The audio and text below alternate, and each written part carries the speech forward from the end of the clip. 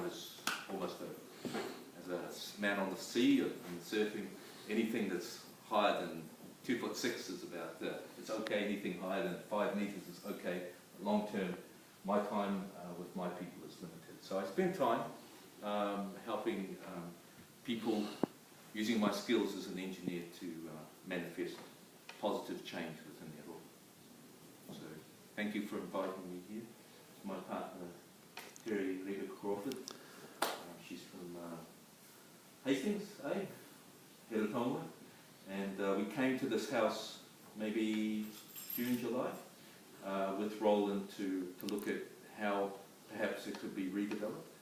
And further on the track, he's allowed me to come in and reassess and come up with some thoughts around how this whare can be redeveloped to whatever is your desire.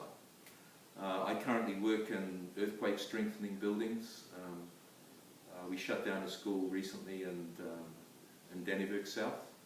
It was a school about 100 years old. It's now being rebuilt, reshaped, so that the earthquakes that will come don't take it down. So I work in old buildings. So kia ora, thank you very much for allowing me to be here. Right. Tell us what needs to be done. Oh, okay. The house has good bones. Okay. The cladding that I see on the outside wasn't hard timber, and so the borer has taken most of the strength out of the cladding. Some of the stud work in behind here that's exposed is also would need replacement. The fact that it's standing is the testimony of someone's choice of timber and someone's choice of construction. Unfortunately, the foundations around the bottom here need replacement, and it's the replacement of that would take some time and energy and require the whole whare to be supported for a period while that work is completed. When I came last time, I went away and asked of a friend of mine who moves houses.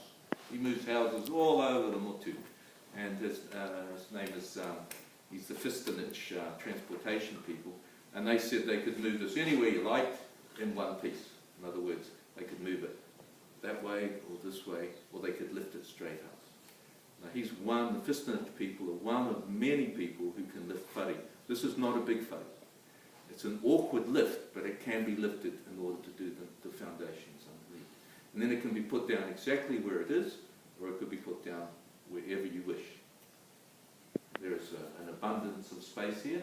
If this is too close to this way, it could be moved that way. But if it wants to be here, it will be put back.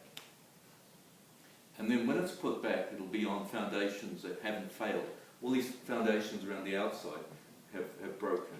And as much as people may have understood how to bring the trees down and shape the trees to a whare of this size, the issues of making the concrete were not necessarily well based, in other words.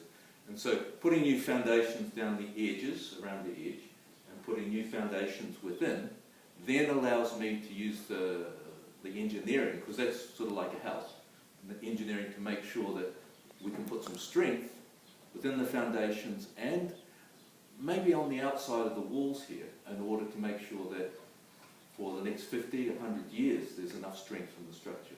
So the Opus people were right in that it should be demolished if no one wanted to strengthen it. I'm not saying I'm right, but if this is looking at the work, it's worth looking after. For me, if it's worth looking after for the whānau here, then the strengthening is an important part of everything else.